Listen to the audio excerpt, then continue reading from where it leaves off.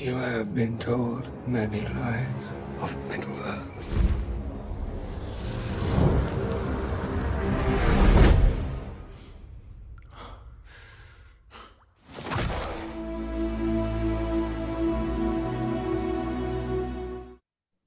Ladies and gentlemen, we are here to give you guys a non-spoiler series review for The Lord of the Rings, The Rings of Power. This is an Amazon original premiere, and it is cool. It is not one that you want to miss. I have here one of our other fellow members of Team JVS in Jorge.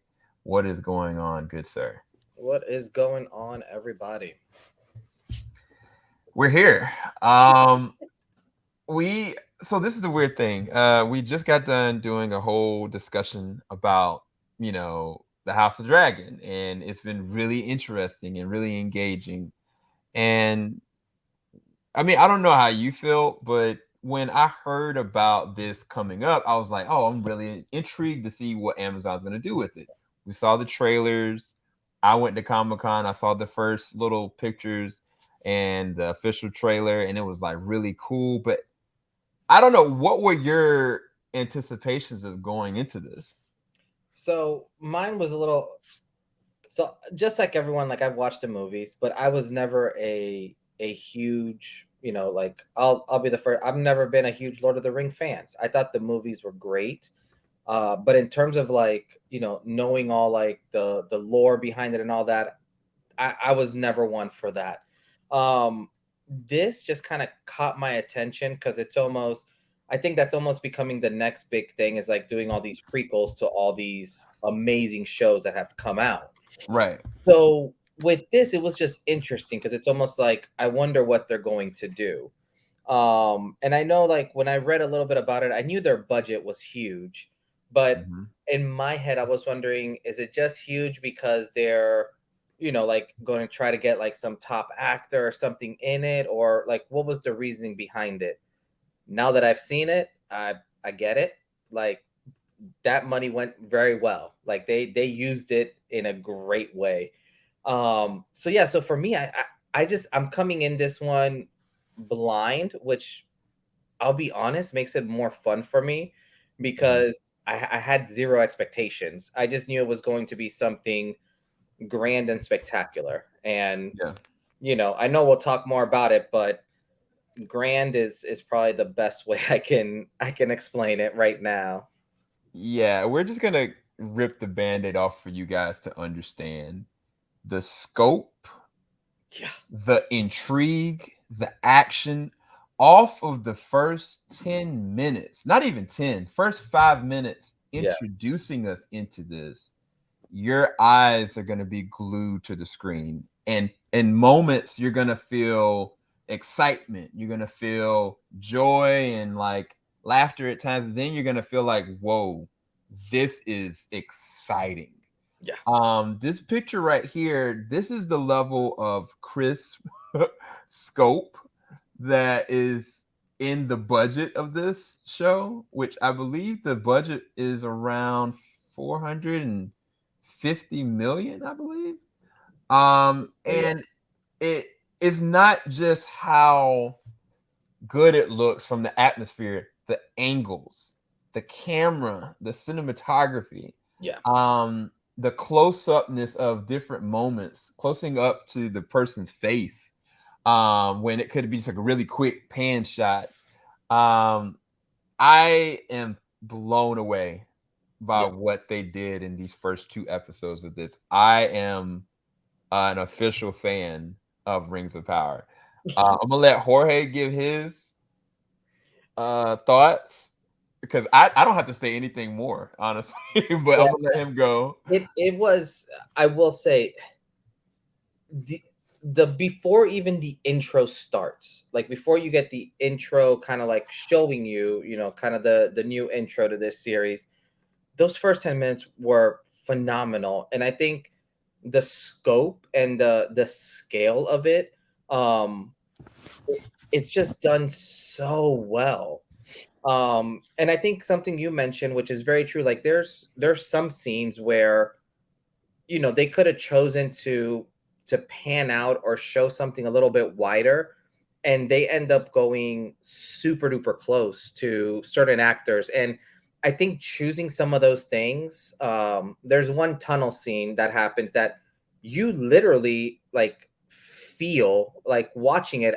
I literally was feeling what this person was going through and the urgency, you know, like you literally feel like you're there. It's very neat because there's certain shots that very briefly will show you how large this world is, but they still find a way to make it personable and to make you care for like all these other actors that are in it and all these other characters. But yeah, no, I think more than anything, just visually, even if you're not a Lord of the Rings fan, like even if you never seen any of the movies, don't care about it, visually this was beautiful. Oof. Oh my Like gosh, bro. beautiful. Like you could probably mute this and watch it and it will still give you the same feel. And there's very few movies that you literally can just watch it just because they're just a very just so well done cinematography wise. And this right now, I mean, we were joking about it when we were watching this, and it's like this is a TV show. Like it's a TV show, but it feels better produced than some movies. Right. And that's blowing me away. And you know, the first two, like the first episode gets you hooked. The second episode, I mean, there's no build up, there's no foundation that they're just going. And it's at a very nice pace where you don't feel lost or anything. But no, I will say I am very intrigued on how they can go from here. In terms of, I mean, you have 8 episodes, and I'm hoping they didn't like blow it all on the first few just to grab you and then the rest of them will be mediocre. I don't think that's going to be the case. But in terms of just a visual sensation, like this is easily right now with all the big buzz going on other networks, visually this is like night and day difference in a good way. So yeah, so this is going to be spectacular if they keep up at this pace with the way that it's shot and everything. Yeah, I'm sold. I'll go with that. Yeah, I'm gonna use this character right here, and the character's name, I believe, is Galadriel. Yeah. It's played by Morfydd Clark, and the show kind of starts with her in it in a way, but just using her as an example, one of the things I love about Stranger Things is they are able to siphon between different characters on a dime and yet don't lose pace. And the pacing in this with so many different random characters is reminiscent of what you remember if you do remember the original Fellowship of the Ring. If you do know, you know, how you can go between different characters all at once and still keep the pacing. It is near impossible to do with these many characters, but they're doing it. And it makes no sense. I don't know how they're going through so many different plot threads without undercooking or underdoing like anticipation, because there is an actual threat. They really explicitly tell you, if you are a fan of the Lord of the Rings, you know what the ultimate threat is, but you don't know how we are getting there.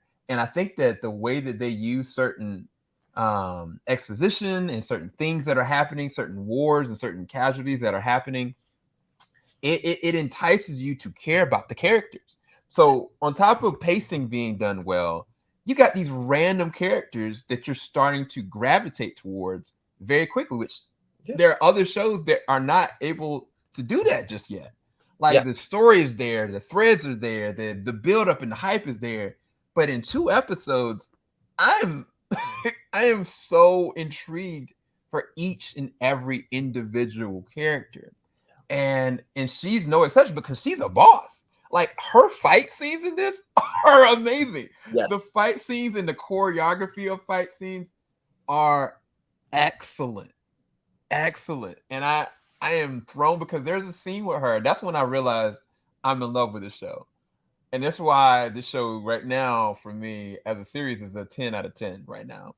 There's a scene where she is in the water and there's something happening in the water. I'm not going to describe, but she's swimming away from what's happening. But the camera is focused in on her as she's swimming intently. And you see behind her the backdrop of the chaos that is happening. And I'm like, this is cinema. If you've seen the meme, this is cinema. That's what's happening in the show. Yeah. I don't have anything further. No, I think it's very true because you have a lot of storylines that are happening and a lot of very different characters. Mm-hmm. And they found a way of very quickly making you fall in love with a lot of characters super quick and super fast, you know. Because even I think in the top right, that was, what was his name? Like Prince Doran, I believe.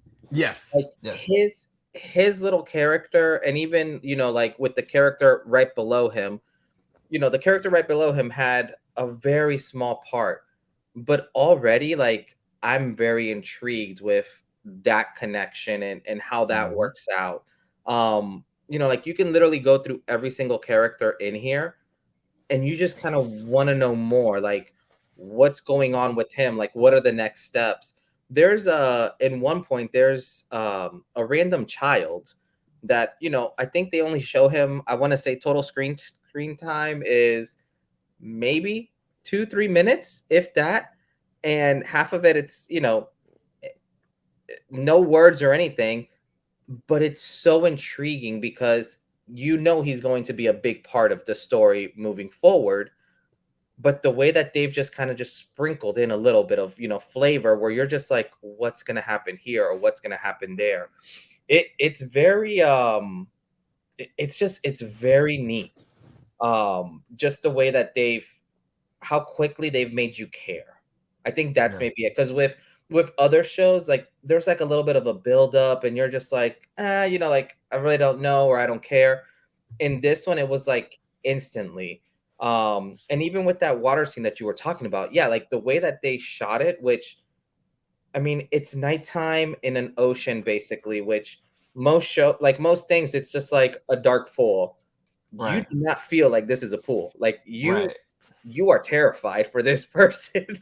Yeah. And it's little things like that where I think, you know, the vision that they're going for, they're hitting. And the grandness and just the way that characters are moving.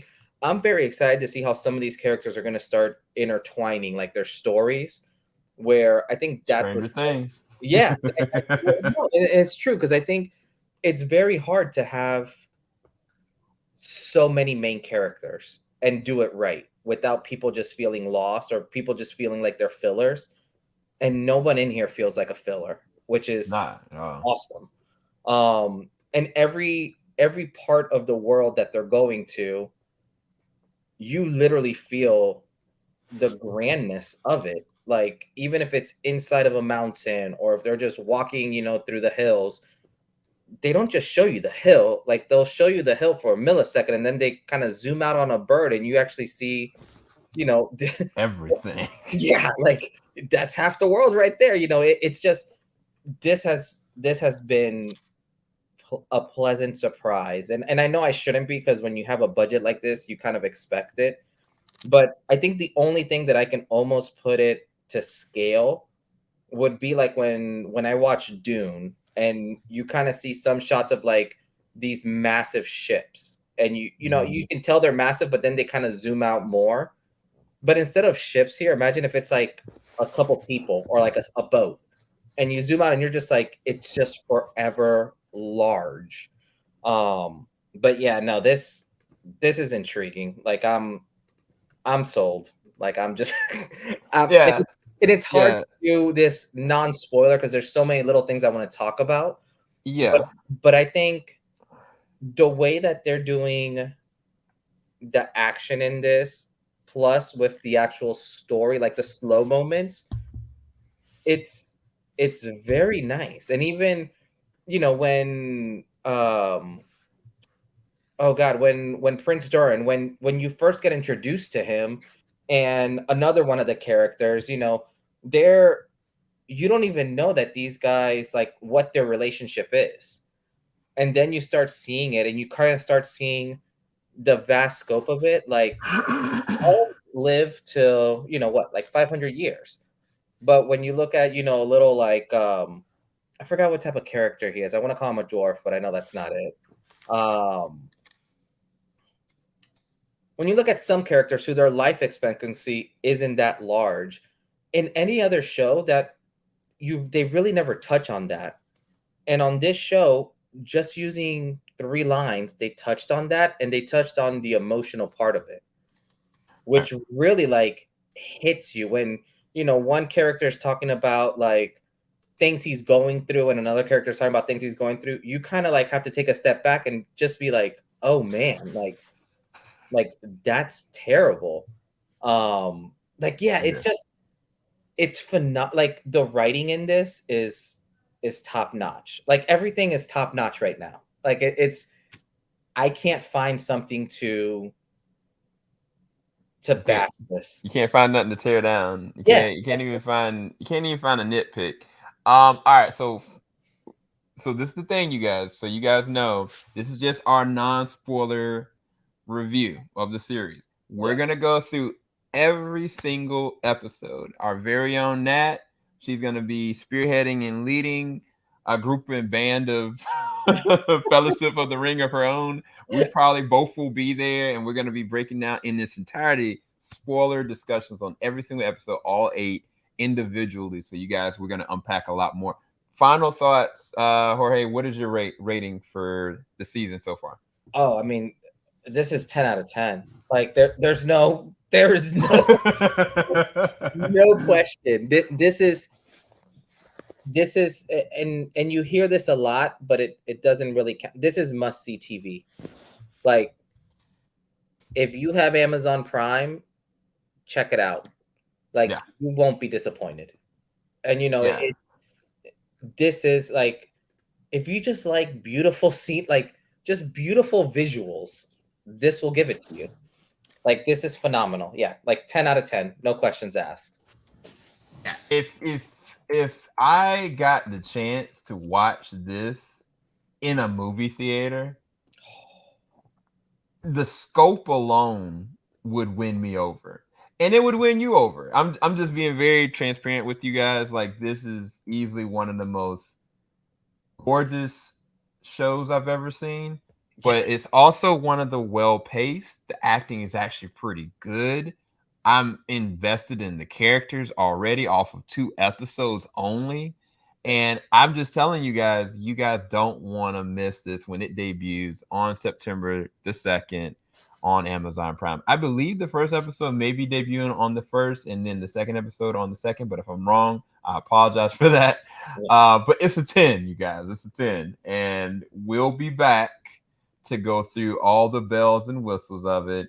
If you guys want us to possibly go and break down the other Lord of the Rings, we have the collection. We're going to be doing an unboxing of this whole entire collection box set and the benefits of it. And maybe while we're doing that, we might go and review, because Jorge hasn't seen some of these or hasn't seen them in a long time. So maybe we'll review the Lord of the Rings and the Hobbit. Let us know what you want, and we will oblige you guys as best we can. But yeah, we're gone, you guys, and stay tuned for our spoiler-filled discussions coming up very soon, September the 2nd. All right, guys. Peace, people. Falling off the top of